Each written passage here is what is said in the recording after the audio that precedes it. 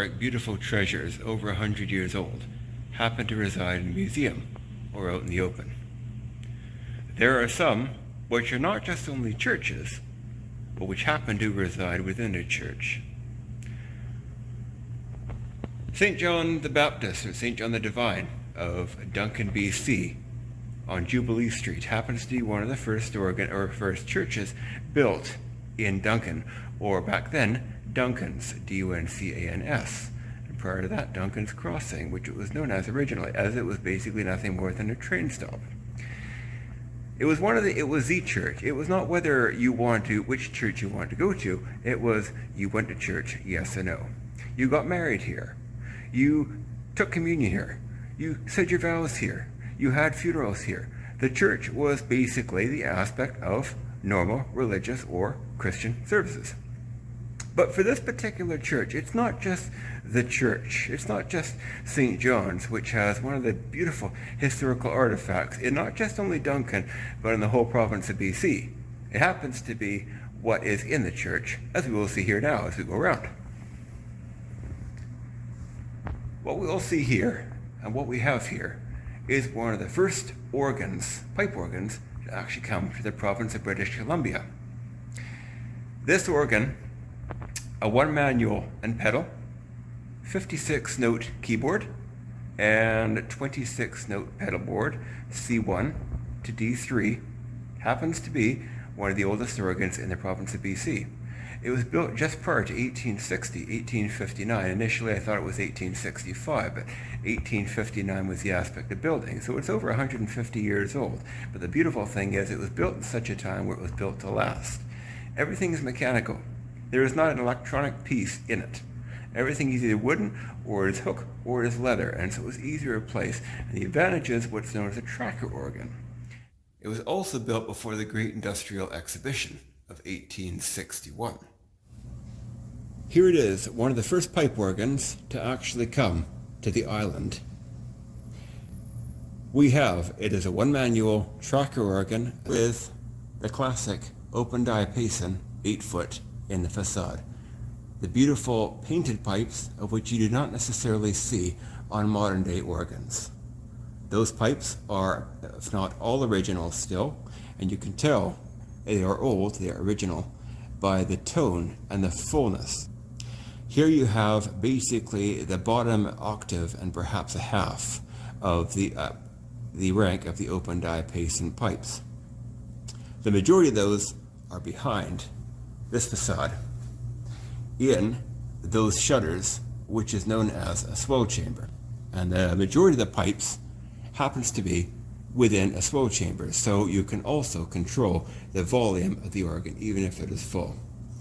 There are many beautiful, wonderful historic artifacts to this excellent instrument. Number one, the keyboard could tell 1,000 stories of all the people who have played this beautiful pipe organ. Original ivory, 150 years old, over 150 years old. They are worn, but they are beautifully worn with a story to tell. It is actually a 56 key manual because it goes up to G instead of C, which is a technical 61, so it's a 56 key manual. The pedal board is no exception. Let's have a look at the pedal board, shall we?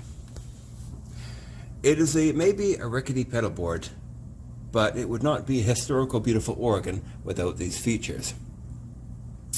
What it is a 26 note, basically 2 octaves of pedals plus 2 more. So it goes from C1 to D3.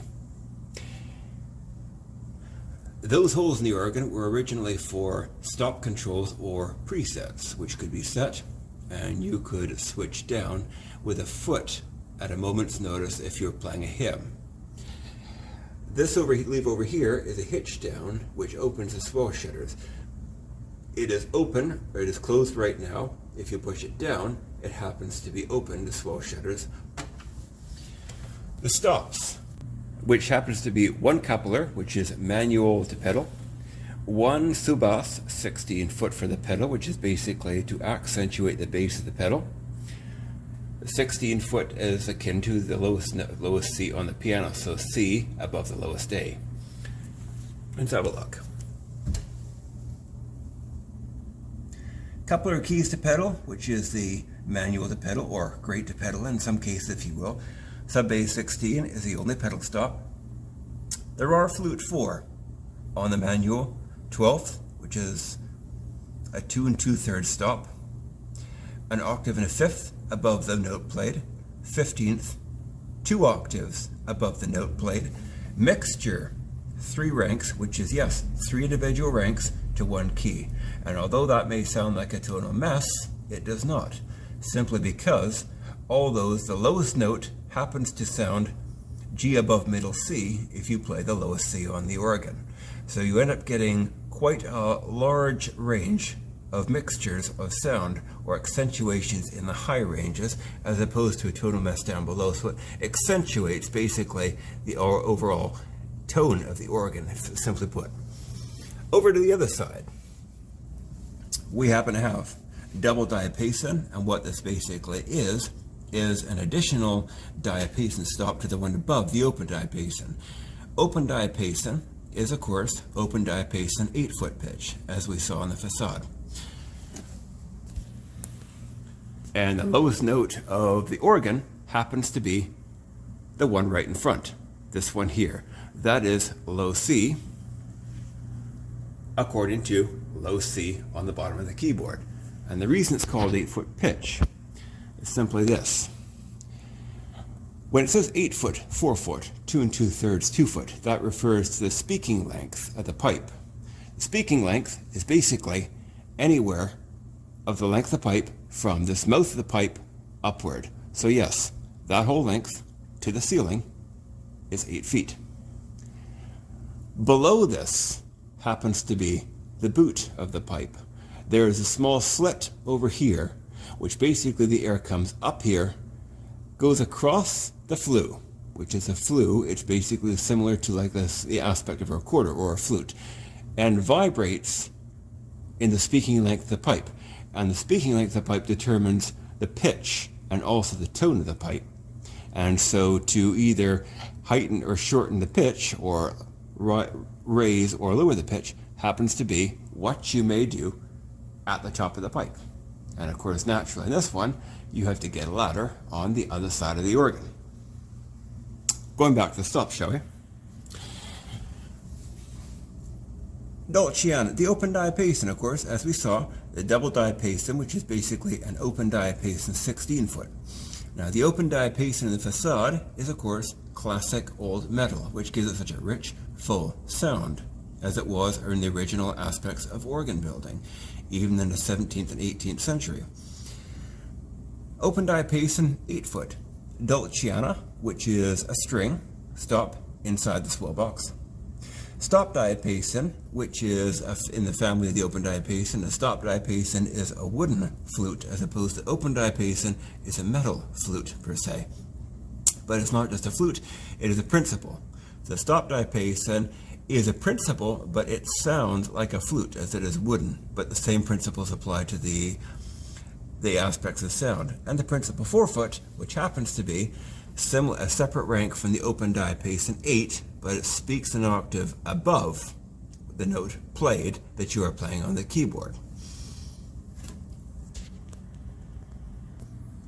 The occasion, I have played this beautiful instrument on many occasions in my 43 years for 2 weddings, many church services, many Christmas services, and so for me it actually holds some very dear memories, because it was one of the very first organs that Mum actually took me to, where the church allowed me to let loose on it per se and pull out every stop.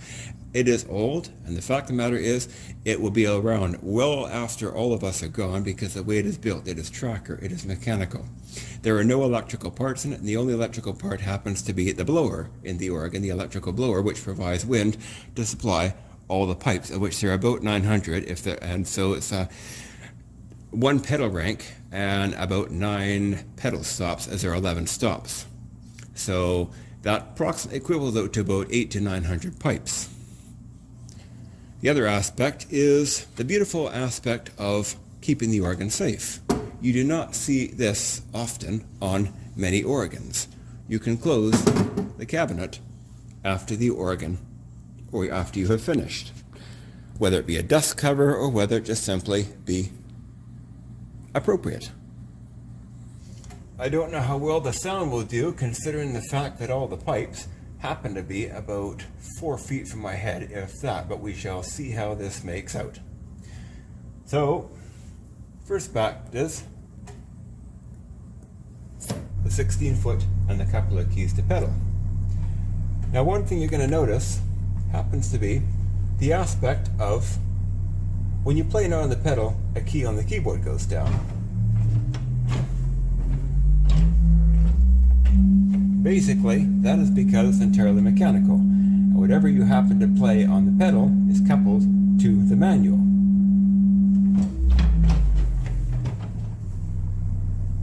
Next, my hand may go over the camera, so bear with me, because it's on front camera at the moment. Or our flute, or let's start with the quietest stop, the Dolciana.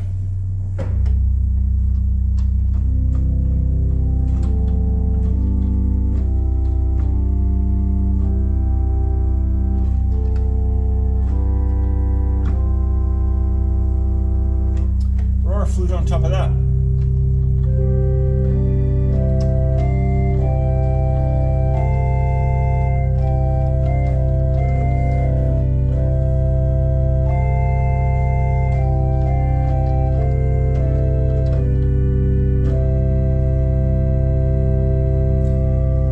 Stop diapason.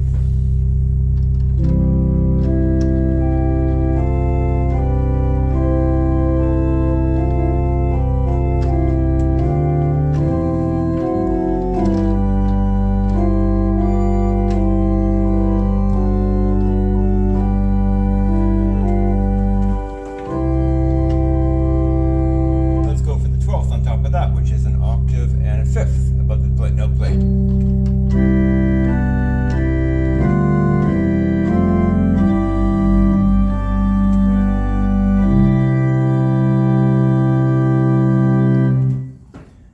Go on the 15th, which is 2 octaves above the note played.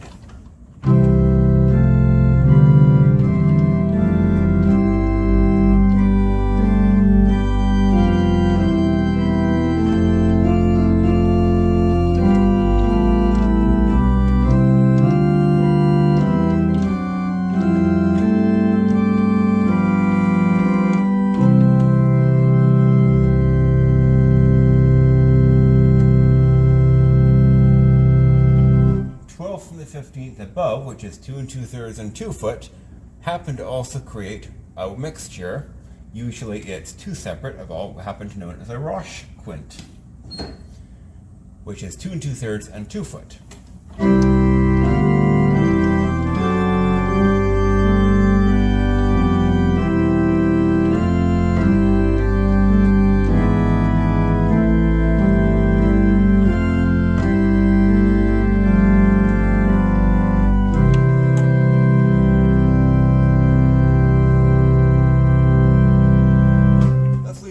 Stop for now, and let's go over to the open diapason, which happens to fill the room quite well on its own without much else helping it. Pull out a couple of keys to pedal.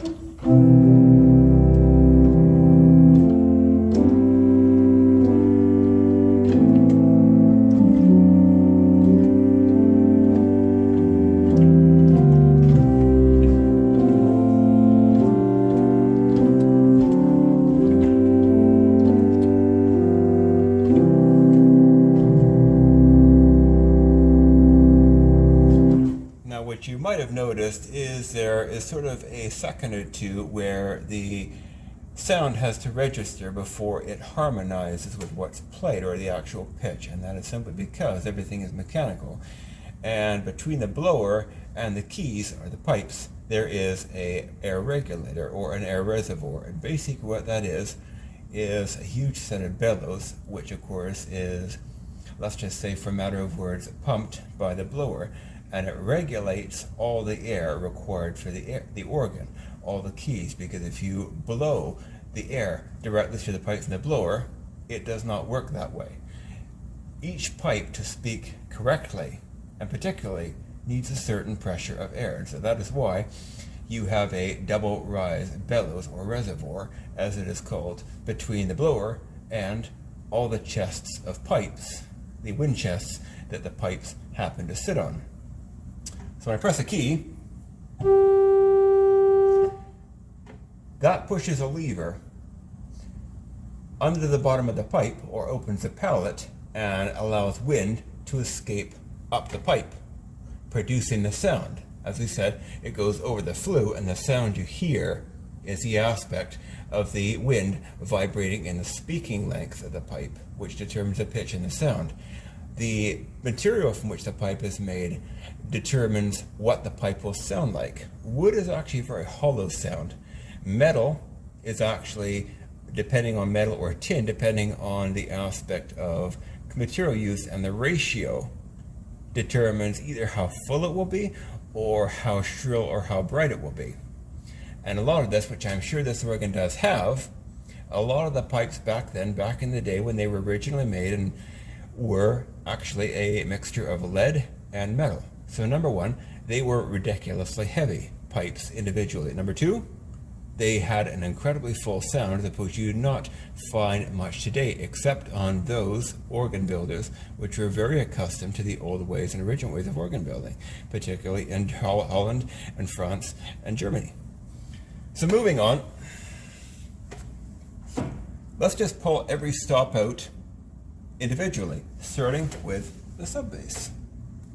And I will do my best to aim the camera accordingly.